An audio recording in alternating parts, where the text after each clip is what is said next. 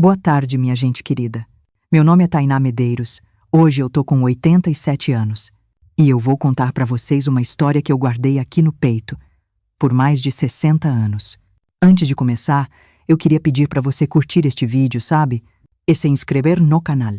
É que é muito importante para que outras pessoas como eu possam contar suas histórias também. E me conta aí nos comentários. De onde você tá me assistindo, hein? Oivu Amazaba. Era 1963. Eu tinha 25 anos e estava casada fazia 5 com o Ricardo. Um homem que eu, na minha cabeça, era o príncipe dos meus sonhos. Quando a gente se conheceu, eu trabalhava como secretária na Universidade Federal, bem onde ele estava começando a carreira como professor de belas artes. Nossa, o Ricardo era admirado por todo mundo.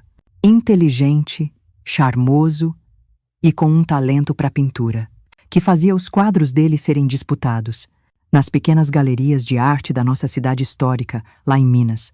A nossa casa era um sobradinho charmoso, num bairro tranquilo perto da faculdade. Tava sempre cheia de livros de arte, telas em branco e aquele cheiro de tinta a óleo que grudava em tudo. Eu adorava aquele cheiro. Para mim, significava o talento do homem que eu amava. A vida que a gente estava construindo juntos. As paredes da nossa sala exibiam, com o maior orgulho, algumas das obras dele. Paisagens, naturezas mortas e, claro, 2 retratos meus que ele tinha pintado. Em um deles, eu tô sentada perto da janela da sala, com a luz do fim de tarde batendo no meu rosto. Era lindo, gente. Não por minha causa, não, mas pelo talento que El tinha de captar aquele momento.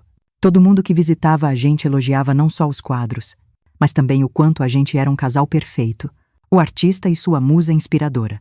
Nossa rotina era simples, mas me fazia feliz. De manhã, eu preparava o cafezinho dele, enquanto ele arrumava o material para as aulas. Depois, a gente ia caminhando juntinho até a faculdade, onde a gente se despedia com um beijinho discreto. Eu ia para a secretaria e ele, para o prédio de artes. Naquela época, ser esposa de professor universitário dava um certo status, sabe? As pessoas me tratavam com um respeito diferente, como se eu carregasse um pouco do brilho dele comigo. Aos sábados, a gente ia em pequenas exposições, eventos culturais. Aos domingos, a gente recebia os amigos para almoçar. O Ricardo falava com paixão sobre arte, enquanto eu servia o cafezinho naquelas xícaras de porcelana que herdei da minha mãe. Eu me sentia realizada, sabe? Protegida, parte de algo maior. As pessoas viam a gente como o casal modelo. Ele, com seu charme intelectual. Eu, com minha dedicação à casa e ao trabalho. Ninguém, mas ninguém, imaginava o que acontecia por trás daquela fachada perfeita. Nem eu. Foi em março de 1963. Lembro como se fosse hoje. A universidade estava um fervor com os preparativos para uma grande exposição que ia acontecer no fim do semestre. O Ricardo estava mais ocupado que o normal. Passava noites inteiras no ateliê da faculdade, pelo menos era o que ele dizia. Ele falava que estava orientando alunos talentosos que precisavam de uma atenção especial para poderem melhorar suas técnicas. E eu acreditava em cada palavra. Por que eu não acreditaria? Nós éramos o casal perfeito. Eu tinha orgulho de ser esposa de um professor tão dedicado. Cheguei até a preparar lanchinhos especiais para ele levar nessas noites de trabalho extra. Uma tarde, eu precisei voltar na universidade para buscar uns documentos que esqueci. Não avisei o Ricardo. Pensei em fazer uma surpresa. Talvez chamar ele para tomar um café na lanchonete do campus, antes da gente voltar para casa juntos. Quando cheguei no departamento de artes, estava quase tudo vazio. A maioria dos professores e alunos já tinha ido embora. Eu andei pelos corredores silenciosos até o ateliê onde o Ricardo devia estar trabalhando. A porta estava meio aberta e foi quando eu ouvi a risada dele. Aquela risada gostosa que eu conhecia tão bem, mas tinha alguma coisa diferente. Algo íntimo no tom. Eu me aproximei, quietinha, e espiei pela fresta da porta. O Ricardo estava sentado na frente de um cavalete, mas ele não estava sozinho e com certeza não estava orientando trabalho nenhum. Uma moça, que eu reconheci como a Larissa, uma das alunas mais promissoras dele, estava sentada no colo dele. Ela usava só uma camisa, que eu na hora vi que era dele, enquanto ele beijava o pescoço dela e sussurrava coisas que eu não conseguia ouvir. Fiquei paralisada. O tempo pareceu congelar enquanto eu olhava aquela cena, como se fosse um dos quadros do Ricardo, Professor e Aluna, talvez fosse esse o título. A diferença é que aquele quadro estava rasgando meu coração em pedaços tão pequenos, que nunca mais iam poder ser colados. Não sei quanto tempo eu fiquei ali, parada, vendo meu casamento desmoronar na minha frente. Pode ter sido 1 minuto ou 1 hora. Só sei que quando eu finalmente consegui me mexer, voltei para casa num estado de choque. Parecia que meu corpo se movia sozinho, enquanto minha mente tentava entender o que eu tinha acabado de ver. Naquela noite, quando o Ricardo chegou em casa, tarde, como sempre, ele me deu um beijo na testa e falou do seu dia exaustivo de orientação. Eu sorri e servi o jantar que tinha deixado esquentando para ele. Não disse nada sobre o que eu tinha visto. Algo dentro de mim estava mudando. A dor começou a virar uma determinação fria, que eu nem sabia que existia em mim. Na semana seguinte, comecei a prestar mais atenção. Percebi os padrões, pequenos detalhes que antes passavam batido. O jeito como ele mencionava certos nomes com frequência demais, as manchas de batom que de vez em quando apareciam nos lenços dele, e que eu, boba, tinha pensado que era algum acidente com as tintas vermelhas dele. Então, numa tarde, enquanto eu arrumava o escritório dele em casa, uma coisa que eu sempre fiz com todo carinho, achei um envelope, escondido entre as páginas de um livro de história da arte. Dentro, tinham cartas, não só da Larissa, mas de outras alunas também. Cartas apaixonadas, íntimas, algumas com fotografias que uma senhora de respeito como eu, naquela época, nem ousaria descrever. Minhas mãos tremiam enquanto eu lia aquelas palavras de adoração para o meu marido. Frases como: "Nosso encontro de ontem à noite foi mágico", ou "Nunca pensei que um homem pudesse me fazer sentir assim", pulavam do papel como acusações contra a minha inocência. As datas nas cartas mostravam que aquilo não era de agora. Algumas tinham mais de 2 anos. Foi como se um véu caísse dos meus olhos. A ficha caiu. De repente, todas as noites de trabalho, todos os fins de semana de seminários especiais, todas as viagens acadêmicas ganharam um novo significado. O Ricardo não era só meu marido dedicado e professor respeitado. Ele era um homem que sistematicamente traía minha confiança com as próprias alunas que ele deveria estar ensinando. Naquela noite, eu chorei baixinho no banheiro, com a torneira aberta para ele não ouvir meus soluços. Mas enquanto as lágrimas rolavam, outra coisa crescia dentro de mim. Não era só tristeza, era raiva. Uma raiva que, para uma mulher nos anos 60, não tinha muitas saídas.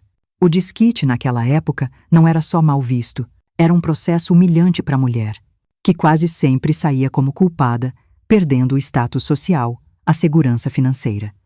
E muitas vezes até o direito de ver os próprios filhos. Felizmente a gente ainda não tinha filhos. O Ricardo sempre dizia que a gente precisava esperar o momento certo, quando a carreira dele estivesse mais estabelecida. Agora eu entendia o porquê. Crianças seriam um empecilho para a vida dupla dele. O tripla, ou sei lá quantas vidas paralelas ele mantinha. Por 2 semanas eu guardei o que descobri em segredo. Continuei sendo a esposa perfeita durante o dia, enquanto à noite eu planejava o que fazer. Foi nesse tempo que comecei a olhar para os quadros do Ricardo com outros olhos, não mais como obras de beleza, mas como símbolos da hipocrisia dele. Ele pintava realidades alternativas nas telas, assim como vivia realidades alternativas na vida dele. E foi aí que a ideia começou a tomar forma na minha cabeça. O Ricardo sempre dizia que a arte de verdade deve expor a realidade, mesmo quando ela é dolorosa. Bem, era hora de testar essa teoria. Enquanto ele estava na universidade, eu comecei minha própria investigação. Usei nossas economias para contratar um detetive particular, um primo meu, meio afastado, que trabalhava com essas coisas, e que topou me ajudar quando eu expliquei a situação. Durante semanas ele seguiu o Ricardo, fotografou encontros, juntou provas. Cada nova descoberta era como uma facada, mas também fortalecia a minha decisão. Não era só a Larissa.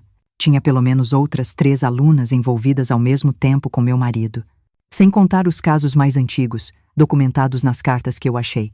Enquanto isso, o Ricardo continuava a vida dele, normal, completamente por fora do furacão que estava se formando. Ele planejava, todo animado, sua participação na grande exposição de fim de semestre da faculdade.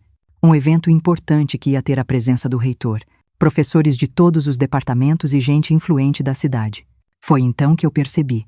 Aquela seria a tela perfeita para minha própria obra de arte. Uma exposição, da verdade.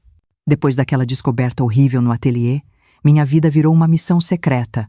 Cada momento era para juntar provas, enquanto eu mantinha um sorriso no rosto. Gente, vocês não imaginam o que é servir o cafezinho para o homem que destruiu seu coração. E ainda ter que sorrir quando ele diz que está atrasado para orientar as alunas. As cartas que eu achei foram só o começo. Eu precisava de mais. Precisava de algo tão incontestável que ninguém pudesse negar a verdade. Nem mesmo o charmoso professor Ricardo, com toda a sua lábia e prestígio. Naquela época, em 1963, uma mulher acusando um homem respeitado precisava de muito mais que palavras. Precisava de provas concretas. Ou então, ela seria julgada. Meu primo Marcos, o detetive que eu contratei, me entregava envelopes toda semana. Cada foto era uma punhalada. Ricardo entrando em pousadinhas com alunas diferentes. Andando de mãos dadas em parques afastados da cidade. Trocando beijos dentro do carro, estacionado em ruas escuras. Tinha um padrão no jeito dele agir.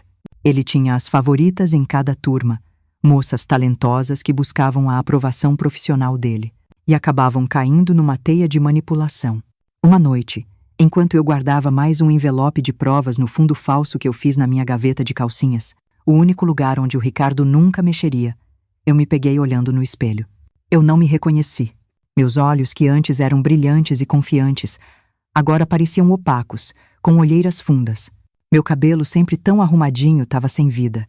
Eu estava sumindo, consumida pela dor e pelo planejamento da minha vingança. Foi quando eu percebi que precisava me recompor. Não por ele, mas por mim. Se eu queria executar meu plano direitinho, precisava que o Ricardo não suspeitasse de nada. Na manhã seguinte, fui ao salão, comprei um vestido novo e voltei a ser a esposa perfeita que todo mundo conhecia. A diferença é que agora era só uma atuação, um papel que eu interpretava enquanto, nos bastidores, a coisa toda fervia com planos e estratégias. Os meses de abril e maio passaram como um borrão. Durante o dia, eu batia à máquina documentos na secretaria da faculdade.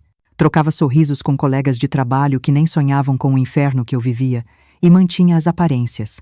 À noite, depois que o Ricardo dormia, muitas vezes cheirando ao perfume de alguma de suas musas, eu revia minhas provas e afinava meu plano. A ideia da exposição veio quando ouvi o Ricardo comentar sobre como seria a mostra de fim de semestre. Cada professor teria uma sala só para o seu trabalho e para o dos seus alunos orientados. Ele estava especialmente animado porque tinha conseguido a melhor sala do prédio principal, ampla, bem iluminada e com uma visibilidade ótima para quem entrasse no edifício. Será a minha grande chance de impressionar o reitor e garantir minha promoção. Ele comentou num jantar, levantando a taça de vinho num brinde a si mesmo. Eu sorri e brindei também, enquanto pensava. Sim, querido, será realmente inesquecível. O plano tomou forma de vez quando descobri que eu teria acesso às chaves da sala de exposição. Como secretária do departamento, era minha função ajudar na organização do evento. Ninguém achou estranho quando eu me ofereci para ajudar especificamente na sala do Ricardo. Afinal, eu era a esposa dedicada, sempre apoiando a carreira dele. Nas semanas antes da exposição, eu trabalhei de forma metódica. Criei um álbum com as fotografias mais reveladoras. Organizei as cartas em ordem cronológica e até consegui gravações. Meu primo Marcos tinha instalado um gravadorzinho no ateliê, onde o Ricardo costumava encontrar as alunas. As fitas tinham conversas explícitas, promessas de notas melhores em troca de favores especiais. Declarações de que o casamento dele era só uma fachada conveniente. A parte mais difícil foi manter a calma quando, numa dessas gravações, ouvi o Ricardo rir e dizer para uma aluna: "A Tainá? Ah, ela não percebe nada. Tá ocupada demais sendo a esposa perfeita para notar o que acontece bem debaixo do nariz dela." A humilhação queimava como ácido, mas também alimentava minha determinação. Eu precisava garantir que a minha exposição tivesse o máximo de impacto possível. Não bastava só o Ricardo ser exposto. Eu queria que todo mundo visse, que a verdade fosse inegável e pública. Foi quando tive a ideia de usar as próprias técnicas artísticas dele contra ele. Ricardo sempre ensinava seus alunos sobre o poder dos contrastes na arte. Luz e sombra, verdade e ilusão. Decidi criar a minha exposição exatamente assim. De um lado, as obras que ele tinha selecionado, seus quadros impecáveis e os trabalhos dos seus alunos talentosos. Do outro, a minha coleção de provas, apresentada com o mesmo cuidado estético que ele dedicava às suas telas. Na semana da exposição, eu mal conseguia dormir. Cada detalhe precisava ser perfeito. Comprei molduras idênticas, as que o Ricardo usava nos quadros favoritos dele. Mandei ampliar as fotos mais comprometedoras. Num estúdio de fotografia em outra cidade. Não podia arriscar que alguém reconhecesse as imagens. Transcrevi trechos das fitas em cartões elegantes, com a mesma caligrafia artística que o Ricardo usava nos títulos das obras. A ansiedade me consumia. Haveria consequências. Eu sabia disso. Em 1963, uma mulher que expusesse o marido publicamente enfrentaria não só o desquite, mas o isolamento social completo. Seria chamada de rancorosa, vingativa, desequilibrada. Eu perderia amigos, contatos, talvez até meu emprego na universidade, mas quando eu pesava essas perdas contra a humilhação silenciosa que eu vinha sofrendo, contra as noites em claro, enquanto ele orientava alunas jovens e impressionáveis, contra a farsa que era o meu casamento, a escolha ficava clara. Algumas perdas valem a pena quando o que se ganha é a própria dignidade. Na véspera da exposição, eu tive uma última dúvida. Estava na casa da minha única confidente, minha prima Lúcia, alguns anos mais velha que eu e já desquitada. Algo escandaloso para a época. Foi ela quem me colocou em contato com o irmão dela, o Marcos, o detetive. Chorei no ombro dela, me perguntando se eu deveria ir em frente. Tainá, ela disse, segurando minhas mãos trêmulas, você sabe que vai ser difícil. O mundo não é justo com mulheres como nós, que ousam enfrentar a hipocrisia dos homens. Mas eu te pergunto, você consegue viver mais um dia nessa mentira? Eu olhei para as minhas mãos. Mãos que tinham preparado o café da manhã para o Ricardo naquela mesma manhã. Mãos que batiam a máquina documentos na universidade onde ele seduzia alunas. Mãos que seguravam as provas da traição dele, multiplicada. A resposta era clara como água. Não. Eu não conseguiria viver nem mais o dia naquela mentira. Naquela noite, enquanto o Ricardo dormia tranquilamente, eu preparei tudo. Coloquei as molduras, as fotos, as cartas e as transcrições numa pasta grande de couro, que ele mesmo tinha me dado de presente anos antes. A ironia não me passou despercebida. O instrumento da minha libertação tinha sido um presente do próprio homem que me aprisionava. A manhã da exposição chegou com um céu surpreendentemente azul para um mês de junho. O Ricardo estava animado como uma criança na véspera de Natal. Vestiu seu melhor terno, o cabelo penteado com cuidado, perfume importado. Me deu um beijo na testa antes de sair. Precisava chegar cedo para os ajustes finais. Não se atrase, querida, ele disse na porta. Quero que você esteja do meu lado quando o reitor chegar. Uma esposa bonita e dedicada sempre adiciona prestígio a um professor ambicioso. Eu sorri e prometi que chegaria na hora certa. Assim que ele saiu, eu entrei em ação. Vesti o vestido azul marinho que tinha comprado especialmente para a ocasião. Sobrio, elegante, respeitável. Eu queria que todos vissem não uma mulher histérica, mas alguém digna, mesmo no meio da tempestade que eu estava prestes a criar. Peguei minha pasta com as provas e uma malinha que eu tinha preparado em segredo. Eu não tinha ilusões. Não poderia voltar para casa depois do que eu ia fazer. Deixei uma carta na mesa da cozinha, com uma frase só. A verdadeira arte revela, não esconde. Era uma das frases favoritas do Ricardo nas aulas dele.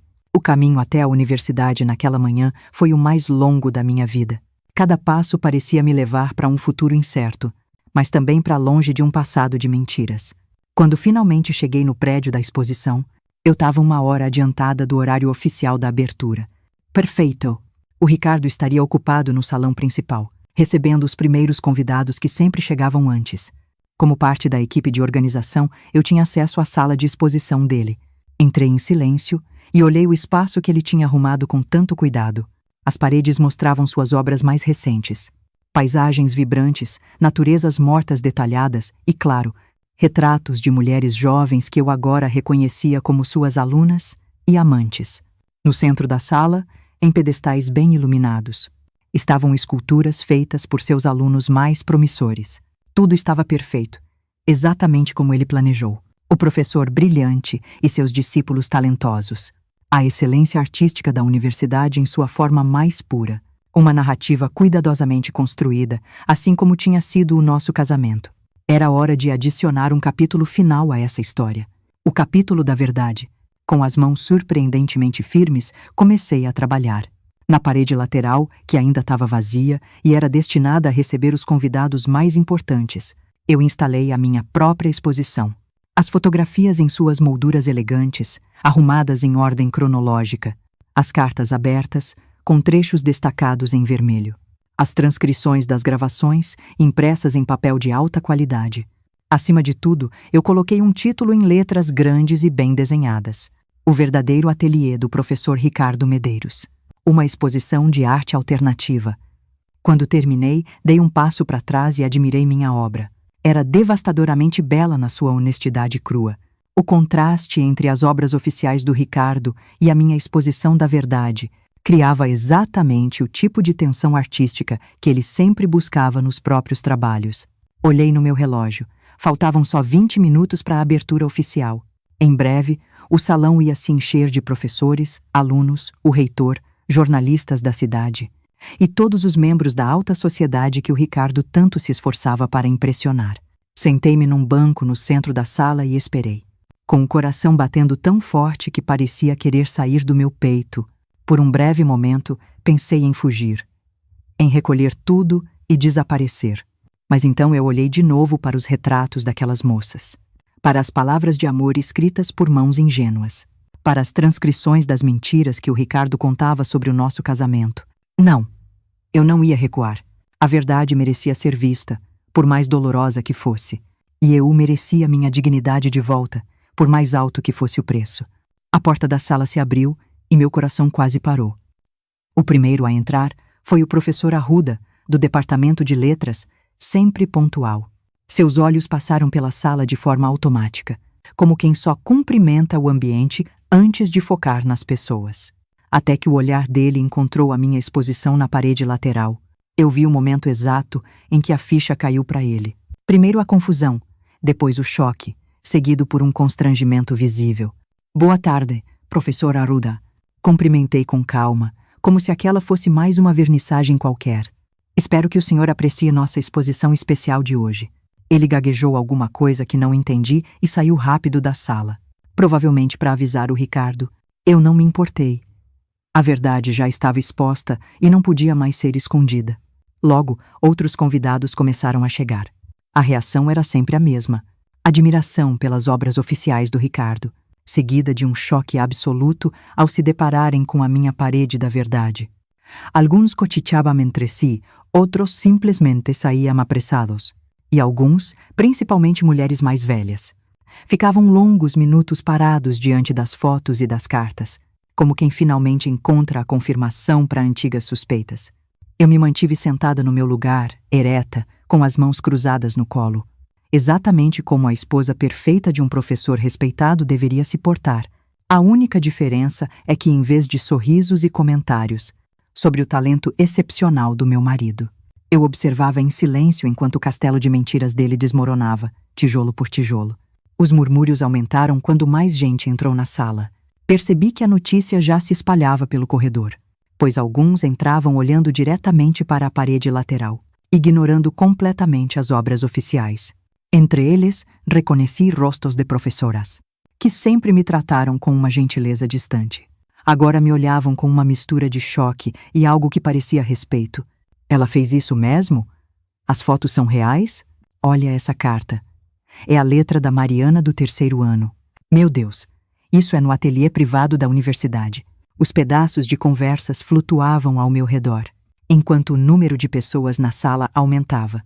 O burburinho crescente mostrava que a minha exposição paralela estava tendo exatamente o efeito que eu planejei. Foi então que eu senti, antes mesmo de ouvir, a chegada do Ricardo. Um silêncio repentino caiu sobre a sala, seguido por um cochicho coletivo. Ele entrou como sempre fazia, de cabeça erguida, com um sorriso confiante nos lábios. Estava acompanhado pelo reitor e por 2 jornalistas do principal jornal da cidade. Nenhum deles ainda tinha notado a minha exposição, entretidos que estavam com as apresentações formais. Nossos olhares se cruzaram através da sala. Eu sorri. Um sorriso diferente de todos que eu já tinha dado para ele antes. Este não carregava amor, admiração ou submissão. Era o sorriso de alguém que finalmente se libertava de correntes invisíveis. A expressão confusa do Ricardo durou só um segundo, antes que ele percebesse as pessoas amontoadas perto da parede lateral. Curioso, ele se aproximou, com o reitor e os jornalistas logo atrás. Eu vi o momento exato em que ele reconheceu as fotografias. A cor sumiu do rosto dele de uma forma tão completa que, por um instante, achei que ele fosse desmaiar. O quê? O que significa isso? Sua voz saiu estrangulada, irreconhecível. Eu me levantei com calma e caminhei até ficar ao lado dele, diante da minha exposição. Só então eu falei, com a voz clara o suficiente para todo mundo na sala ouvir. Esta, senhoras e senhores, é a verdadeira obra-prima do professor Ricardo Medeiros. Uma exposição paralela que mostra o outro lado do seu talento artístico. O reitor, um homem mais velho com fama de ser um moralista severo, ajustou os óculos para olhar mais de perto uma das fotografias. Justamente aquela em que o Ricardo beijava a Larissa no ateliê da universidade. Sua expressão endureceu N.A. Ora. Medeiros. Na minha sala. Imediatamente. Foi tudo o que ele disse antes de se retirar da sala. O Ricardo tentou segurar meu braço, mas eu dei um passo para trás. Os olhos dele, sempre tão charmosos e confiantes, agora mostravam pânico absoluto. Tainá, você enlouqueceu. Isso é uma distorção completa da realidade. Eu vou te processar por difamação. Difamação envolve mentiras. Ricardo, respondi calmamente. Cada fotografia, cada carta, cada gravação aqui é autêntica. Eu tenho os negativos, os originais e as fitas. Pode me processar, se quiser. Vai ser interessante ver essas provas sendo discutidas num tribunal. O rosto dele se contorceu numa mistura de raiva e desespero. Foi então que ele notou os jornalistas tomando notas, furiosamente, enquanto examinavam a minha exposição. Um deles até tirava fotos. Das fotos. A história já não era mais sobre a exposição de arte da universidade, mas sobre o escândalo que eu tinha orquestrado. Vocês não podem publicar isso. Ricardo se virou para os jornalistas, a voz dele variando entre autoritária e suplicante. São mentiras maldosas, criadas por uma esposa desequilibrada. Uma das jornalistas, uma mulher de meia-idade que eu conhecia de vista, olhou para mim com uma expressão curiosamente solidária antes de responder ao Ricardo. Professor Medeiros, a exposição oficial termina às 6 da tarde, correto? Nossa edição fecha às 7.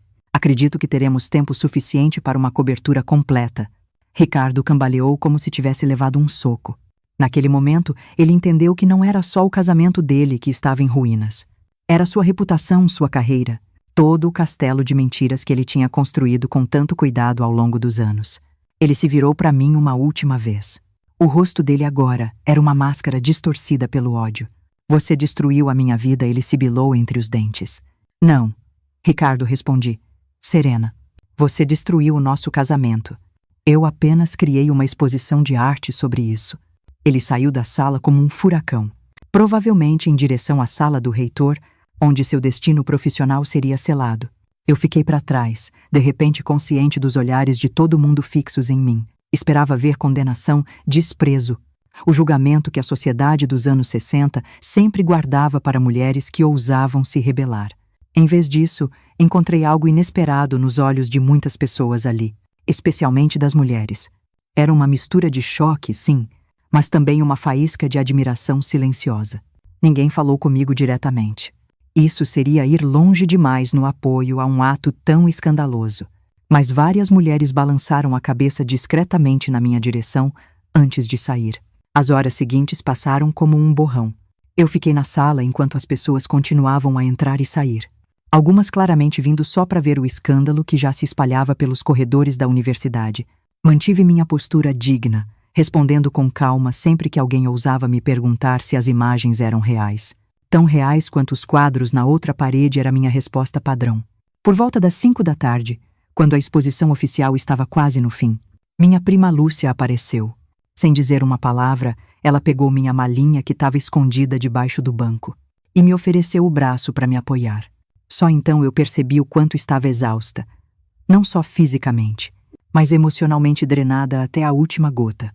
Saímos juntas da universidade, atravessando o pátio sob os olhares curiosos de estudantes que já cochichavam sobre o escândalo. Eu sabia que nunca mais voltaria àquele lugar. Não como secretária, não como esposa do professor Medeiros, não como nada. No táxi, a caminho da casa da Lúcia, eu finalmente me permiti chorar. Não eram lágrimas de arrependimento. Eram de alívio, de exaustão, de libertação. Por horas, Eu chorei em silêncio enquanto a Lúcia segurava minha mão sem dizer nada. Ela entendia, melhor do que ninguém, o preço que eu tinha acabado de pagar pela minha dignidade. Na manhã seguinte, a manchete do jornal da cidade dizia tudo. Escândalo na universidade. Professor de artes é exposto pela esposa em mostra de arte alternativa. A reportagem, surpreendentemente, não me retratou como uma mulher vingativa ou histérica, mas como alguém que tinha encontrado uma forma única e artisticamente relevante de expor uma verdade dolorosa. O jornalista chegou a comentar que a minha exposição paralela demonstrava um entendimento profundo do contraste, uma técnica sempre defendida pelo próprio professor Medeiros em suas aulas. Pequenas vitórias, pensei com amargura, porque nos dias que se seguiram, a verdadeira tempestade desabou sobre mim.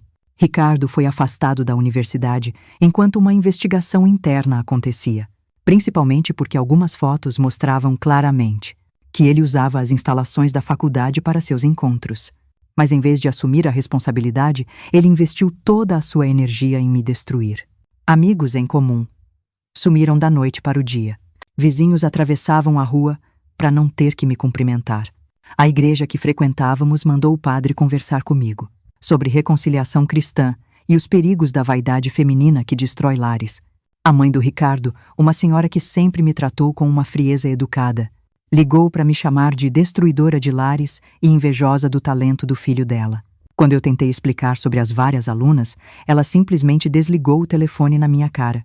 O advogado do Ricardo entrou com um pedido de desquite que me pintava como mentalmente instável, me acusando de fabricar provas para difamá-lo por pura inveja de sua carreira bem-sucedida. Na audiência preliminar, sentada no tribunal sob olhares curiosos, eu finalmente entendi o que a Lúcia tinha tentado me explicar sobre ser uma mulher desquitada nos anos 60. Você se torna automaticamente culpada aos olhos da sociedade, não importa o que tenha acontecido. O juiz, um homem mais velho que provavelmente jantava na mesma mesa que o Ricardo em eventos sociais, ouvia com uma expressão séria enquanto o advogado dele descrevia meu ato de vandalismo público, contra a reputação de um respeitado educador. Quando chegou a minha vez de falar, eu apresentei com calma as provas, as mesmas da exposição, agora organizadas em pastas impecáveis, em vez de molduras artísticas. O juiz folheou tudo com um desconforto visível, claramente sem querer aceitar a realidade que elas mostravam. No final da audiência, ele concedeu o desquite. Não por culpa do Ricardo, como seria justo, mas por incompatibilidade irreconciliável, uma desculpa que basicamente nos colocava em pé de igualdade perante a lei. Não recebi pensão, só uma quantia modesta pelo esforço durante os anos de casamento. Ricardo ficou com a casa, os móveis, quase tudo que a gente tinha construído junto. Eu saí do tribunal naquela tarde de agosto de 1963 com apenas uma malinha de roupas, uma indenização mínima que mal pagaria alguns meses de aluguel, e uma reputação destruída que fechava portas de empregos antes mesmo de eu poder bater nelas. Os primeiros meses depois do desquite foram os mais solitários da minha vida. Setembro de 1963 me encontrou morando num quartinho alugado nos fundos da casa da Lúcia, procurando desesperadamente por qualquer trabalho que aceitasse uma mulher desquitada e mal falada. Cada entrevista terminava do mesmo jeito. Olhares desconfortáveis quando ouviam meu nome, seguidos de um nós entraremos em contato, que nunca acontecia. O dinheirinho da indenização estava acabando rápido. As noites eram longas, passadas olhando para o teto descascado, questionando minha decisão. Eu não me arrependia de ter exposto o Ricardo. Ele merecia cada consequência que enfrentou. O que me atormentava era o preço que eu mesma estava pagando. Aos 26 anos, eu era uma pária social. Sem marido, sem emprego, sem perspectiva. Uma mulher decente teria sofrido em silêncio. Ouvi uma antiga vizinha comentar quando me viu na feira, como se o meu maior pecado não fosse expor a verdade, mas perturbar a confortável hipocrisia em que todos preferiam viver. Em 1963, a sociedade perdoava os homens por praticamente qualquer coisa, mas as mulheres que se atreviam a se defender eram exiladas sem direito à apelação. Outubro chegou com chuvas fortes e a notícia de que o Ricardo tinha conseguido um cargo numa universidade em São Paulo. Enquanto isso, eu mal conseguia pagar minha parte do aluguel. A ironia era cortante. O culpado seguia em frente, enquanto eu, a vítima, afundava cada vez mais. Foi quando abri o jornal local uma manhã e vi um anúncio pequenininho. Precisa-se de assistente para a restauração de obras de arte. Conhecimento técnico desejável, mas não essencial. Treinamento será fornecido para a candidata adequada. Candidata. A palavra no feminino saltou da página como um farol de esperança. O endereço era de um pequeno ateliê no centro histórico da cidade. Um lugar que eu evitava desde o desquite, por ser frequentado por antigos conhecidos. Eu hesitei, com medo de mais rejeição, mais olhares de julgamento. Mas a alternativa era continuar afundando lentamente na miséria. Na manhã seguinte, vesti meu único conjunto apresentável que não me lembrava dos dias como esposa do Ricardo, e caminhei até o endereço indicado. O lugar era um casarão antigo, colonial, convertido em ateliê, com uma placa discreta na entrada. Ateliê Renascer. Restauração e conservação. O nome me pareceu, ao mesmo tempo, um clichê e um bom sinal. A porta foi aberta por uma mulher mais velha, talvez na casa dos 60 anos. Cabelos grisalhos presos num coque severo e óculos de armação grossa. Eu me apresentei, timidamente, esperando o momento em que ela me reconheceria, seguido pela rejeição de sempre. Em vez disso, ela só balançou a cabeça e me levou para dentro, se apresentando como Dona Helena, a dona do ateliê. O interior era um caos organizado fascinante. Cavaletes com telas em vários estágios de restauração, prateleiras cheias de pigmentos, solventes e ferramentas especiais. E aquele cheiro familiar de óleo de linhaça e terebintina no ar. Você tem experiência com restauração? Ela perguntou, direta, sem rodeios. Profissionalmente não respondi, honestamente, mas eu vivi com. Tive contato próximo com técnicas de pintura por anos. Os olhos dela me avaliaram por um longo momento. Eu tive certeza de que ela sabia exatamente quem eu era. Naquela cidade pequena, meu escândalo tinha sido o assunto do ano. Preparei-me para a rejeição. Mãos, ela disse, simplesmente estendendo a palma. Confusa, eu coloquei minhas mãos sobre as dela.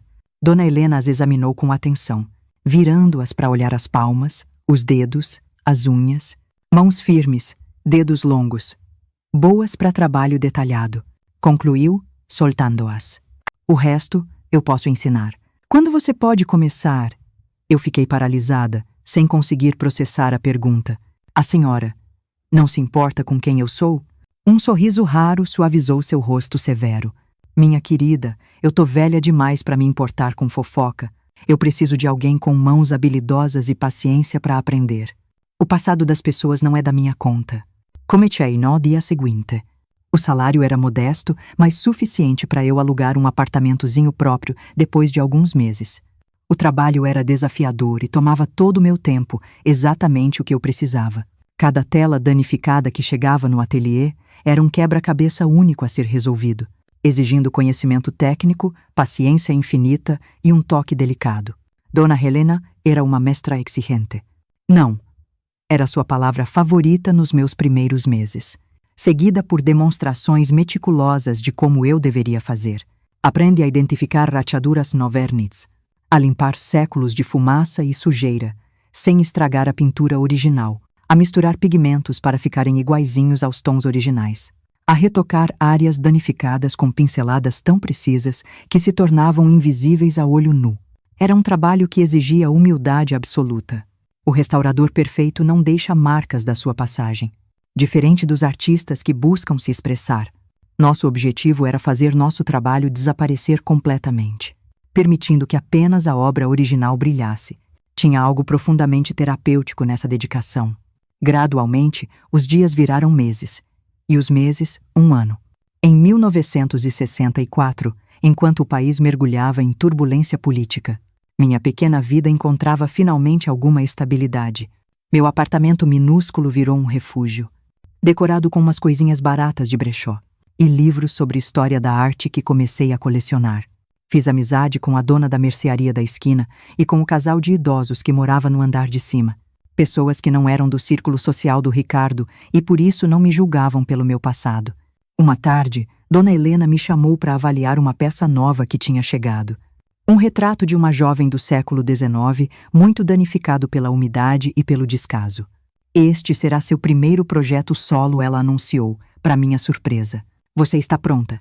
Não era uma pergunta, era uma afirmação. Por meses eu tinha trabalhado só como assistente, nunca assumindo a responsabilidade total por uma restauração. A confiança dela nas minhas habilidades me emocionou profundamente. Durante semanas, me dediquei àquele retrato como se minha própria vida dependesse daquilo. A jovem na pintura tinha olhos tristes, resignados. Eu reconheci nela algo de mim mesma. Enquanto eu trabalhava com paciência para recuperar o brilho original do olhar dela, as cores vibrantes do vestido, a delicadeza das mãos cruzadas no colo, eu sentia como se estivesse restaurando não apenas a pintura, mas algo dentro de mim também. Quando finalmente terminei, Dona Helena inspecionou o trabalho em silêncio. Por um momento terrível, achei que tinha falhado. Então, pela primeira vez desde que a conheci, vi lágrimas nos olhos daquela mulher severa. Perfeito, ela disse, simplesmente. Você tem o dom. O cliente, um colecionador particular, ficou tão impressionado com a restauração que recomendou nosso ateliê para outros colecionadores. Logo, peças mais valiosas e desafiadoras começaram a chegar. Como o aumento da clientela, Dona Helena contratou outra assistente e eu fui promovida a restauradora principal. Em 1965, comecei a dar pequenos cursos de conservação preventiva para donos de obras de arte, algo que descobri ter talento para ensinar. Era irônico. Eu, que tinha sido expulsa do mundo acadêmico como uma presença escandalosa, agora dava aulas em nosso ateliê, compartilhando conhecimento técnico com respeito e seriedade. Naquele mesmo ano, recebi uma carta inesperada. Era da Larissa, a aluna que eu tinha flagrado nos braços do Ricardo naquela tarde fatídica que mudou minha vida. Hesitei muito antes de abrir, com medo que o conteúdo reabrisse feridas que estavam começando a cicatrizar. A carta era surpreendente. Larissa explicava que tinha abandonado a universidade depois do escândalo, incapaz de encarar os olhares e cochichos. No começo, eu te culpei por destruir minha jovem carreira, ela escreveu. Mas com o tempo, eu entendi que a verdadeira culpa era do Ricardo, que tinha abusado da sua posição de poder para manipular várias alunas, inclusive eu. Você teve a coragem de fazer algo que nenhuma de nós conseguiu, concluía a carta. E por isso, apesar de tudo, eu te agradeço. Eu não respondi. Não precisava. Aquela carta representava um encerramento. A confirmação de que, apesar do preço terrível que paguei, minha exposição da verdade tinha sido necessária, não só para mim, mas para outras mulheres também. Em 1966, Dona Helena sofreu um derrame. Durante meses, eu dividi meu tempo entre o ateliê e o hospital, assumindo aos poucos mais responsabilidades pelo negócio. Quando ela finalmente voltou, estava bem debilitada, incapaz de fazer o trabalho delicado de restauração, mas ainda perfeitamente capaz de criticar o meu. Você deveria comprar o ateliê, ela disse numa tarde, me surpreendendo completamente. Eu estou velha, não tenho filhos. Você é a filha que a arte me deu. Eu não tinha dinheiro suficiente, claro. Mas Dona Helena propôs um acordo. Eu assumiria o negócio imediatamente e pagaria a ela uma porcentagem dos lucros como uma pensão vitalícia. Era um arranjo que beneficiava nós duas. Ela teria uma renda estável e eu me tornaria dona do ateliê, que tinha se tornado meu refúgio e minha salvação. Em janeiro de 1967, assinamos os papéis. Aos 29 anos, eu era oficialmente a dona do ateliê Renascer, aquela que tinha sido expulsa da sociedade respeitável, relegada às margens da vida social. Agora dirigia um negócio crescente, respeitado por uma clientela seleta, que valorizava a competência acima das fofocas. O irônico é que muitas das peças que chegavam para a restauração vinham justamente daquelas famílias que antes viravam o rosto para mim na rua. A arte não se importava com escândalos sociais. Danificada, ela precisava de mãos habilidosas para ser salva. E essas mãos, por alguma reviravolta do destino, eram as minhas. Uma tarde, enquanto eu trabalhava na restauração de uma Madonna italiana do século XVII, recebi uma visita inesperada. Uma mulher elegante entrou no ateliê, meio hesitante. E eu a reconheci imediatamente. Era a esposa do reitor. Aquele mesmo reitor que tinha mandado o Ricardo ir para a sala dele no dia da exposição fatídica. Por um momento tenso, a gente só se olhou. Então, para minha surpresa, ela sorriu timidamente. Tenho um Renoir pequeno, uma herança de família. Está sofrendo com manchas de umidade. Me disseram que a senhora é a melhor restauradora da região. Enquanto eu examinava a pequena e preciosa pintura que ela trouxe, eu entendi algo importante. O tempo, esse restaurador supremo, estava lentamente apagando as manchas do meu próprio passado, permitindo que o verdadeiro quadro de quem eu era emergisse novamente. Posso salvar, Lu, eu disse, me referindo ao Renoir, mas talvez falando também sobre mim mesma.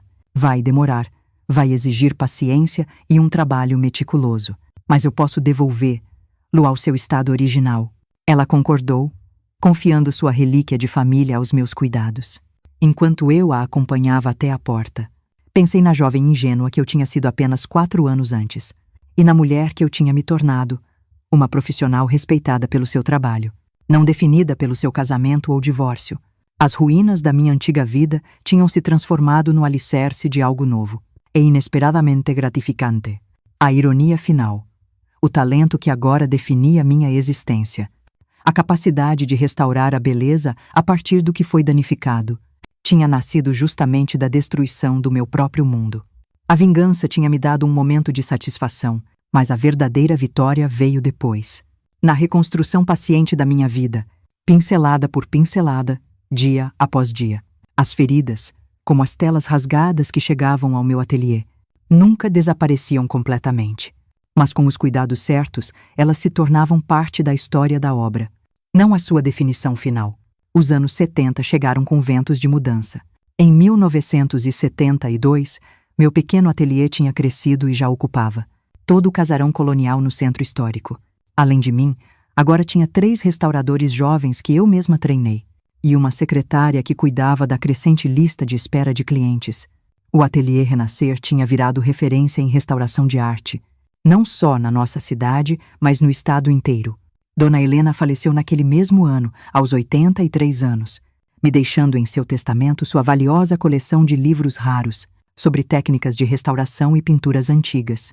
Chorei a partida dela como se fosse minha própria mãe. De certa forma, ela tinha me dado um segundo nascimento, uma nova identidade, para além da ex-mulher escandalosa do professor Medeiros. Mantive o retrato dela no escritório do ateliê, emoldurado com uma moldura, que eu mesma restaurei especialmente para ela. Seus olhos severos pareciam me observar nas decisões difíceis, e muitas vezes eu me pegava perguntando: o que a Dona Helena faria nesse caso? Quando eu enfrentava desafios técnicos especialmente complicados. Em 1974, recebi uma correspondência oficial, que mudaria novamente o rumo da minha vida. O Museu de Belas Artes da capital estava organizando uma exposição especial sobre mestres esquecidos do século XVIII e precisava de uma restauração de emergência, em 5 telas recém-descobertas no sótão de uma igreja. O diretor do museu escrevia pessoalmente, solicitando os meus serviços. Aparentemente, minha reputação tinha chegado até ele, através de colecionadores satisfeitos. Era a primeira vez que meu trabalho seria exposto publicamente, mesmo que de forma indireta. O pensamento me apavorava e me animava ao mesmo tempo. Estas não eram peças particulares, guardadas em casas de família. Seriam obras expostas a milhares de visitantes, críticos de arte, especialistas. Qualquer falha no meu trabalho seria publicamente notada e criticada.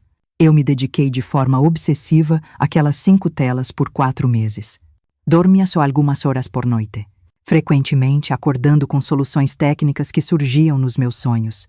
Cada pintura tinha seus próprios desafios. Uma tinha sido parcialmente queimada num incêndio. Outra sofria com um extenso ataque de cupins na moldura e na estrutura. Uma terceira tinha sido grosseiramente restaurada, por mãos amadoras que mais atrapalharam do que ajudaram. Quando finalmente entreguei as obras restauradas, o diretor do museu ficou maravilhado. Isso não é apenas restauração, ele disse, examinando uma paisagem pastoral que eu tinha resgatado de danos severos de umidade. É ressurreição. A exposição foi um sucesso, e o catálogo oficial incluía uma seção especial, destacando o trabalho de restauração com o meu nome e uma breve biografia profissional. Pela primeira vez, minha identidade pública não tinha nenhuma ligação com o escândalo de 1963. Eu era simplesmente Tainá Medeiros, restauradora de arte, especialista em pinturas dos séculos XVIII e XIX. O reconhecimento trouxe novas oportunidades. Em 1975, fui convidada para dar uma série de palestras, na mesma universidade onde o Ricardo tinha dado aula, e onde eu tinha montado minha exposição escandalosa. Hesitei no começo, com medo que o passado voltasse para me assombrar.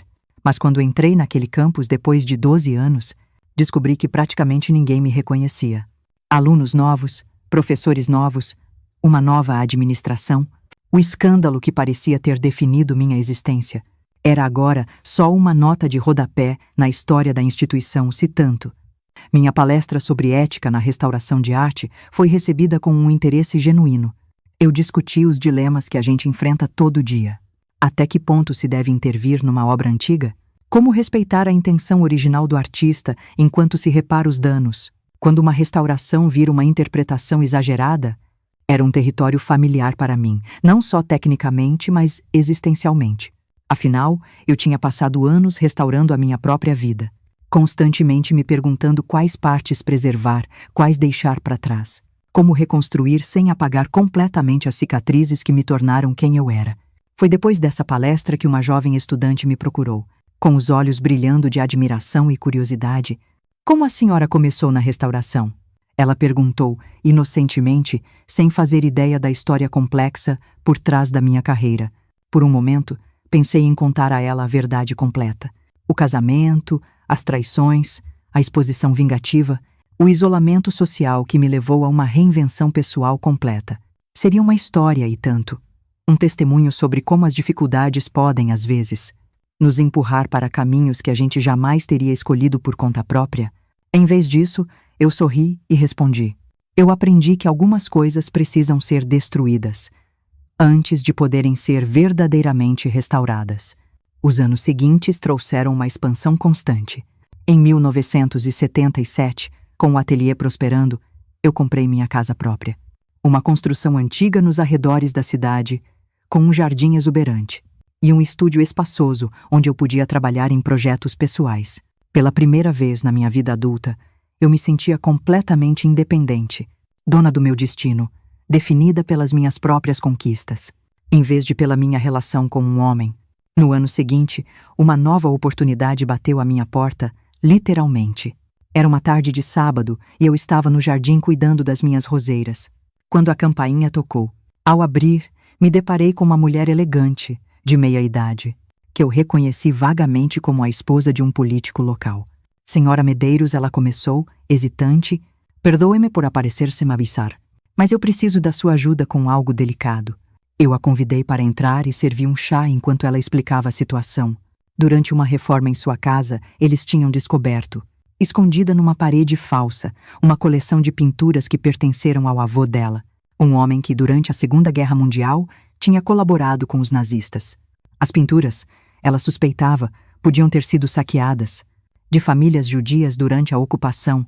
Eu não posso simplesmente ignorar isso, ela explicou, com lágrimas nos olhos. Mas também não posso expor minha família ao escândalo que viria, se essa história se tornasse pública. Escândalo. A palavra ecoou nos meus ouvidos como um som distante. Quantas vidas são moldadas pelo medo dele? Quantas verdades ficam enterradas para evitá-lo? O que exatamente a senhora quer que eu faça? Perguntei. Com cuidado. Eu preciso que alguém com experiência avalie estas obras.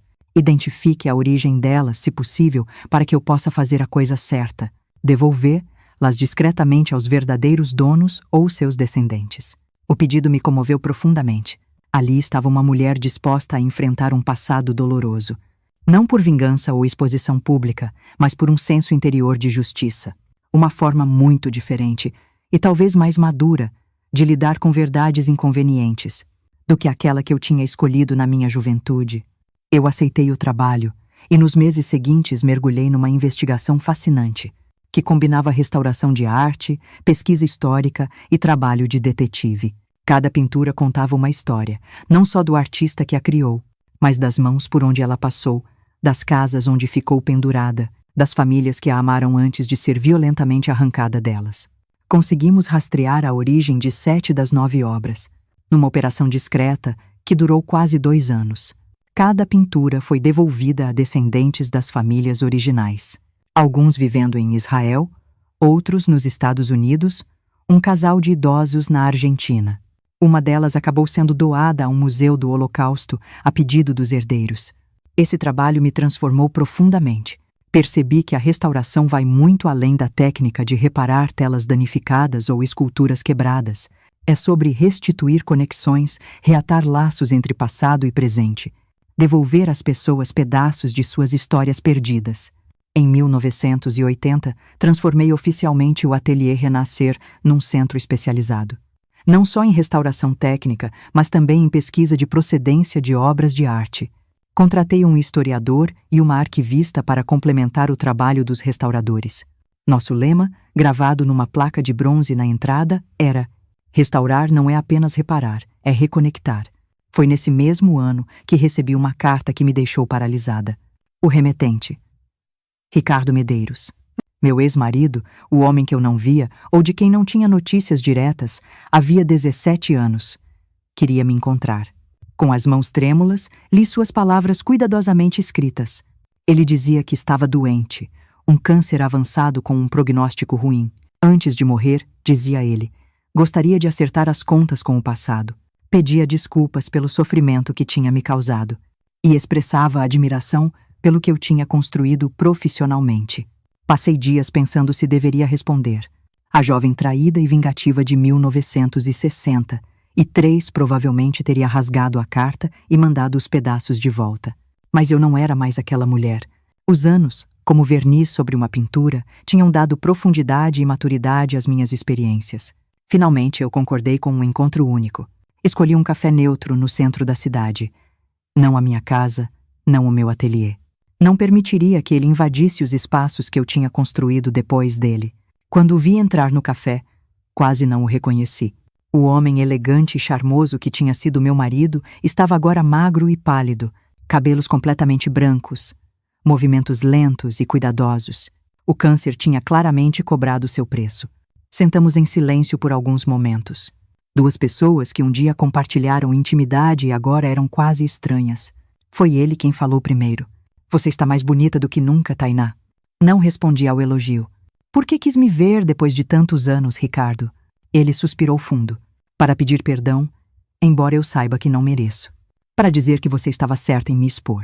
Para admitir que a vergonha pública que eu sofri foi merecida. Suas palavras, que eu teria dado tudo para ouvir 17 anos antes. Agora me causavam um efeito surpreendentemente vazio. Não era por ressentimento ou falta de perdão. Era porque aquele homem e seus atos já não definiam a minha existência há muito tempo. Fiquei sabendo do seu sucesso, ele continuou. Leio seu nome em catálogos de exposições. Ouço colegas falando do trabalho extraordinário que você faz. É irônico, não é? Você encontrou seu verdadeiro talento artístico depois do nosso divórcio. Não é ironia. Ricardo, respondi com calma. É justiça poética. Eu aprendi a restaurar a beleza a partir da destruição.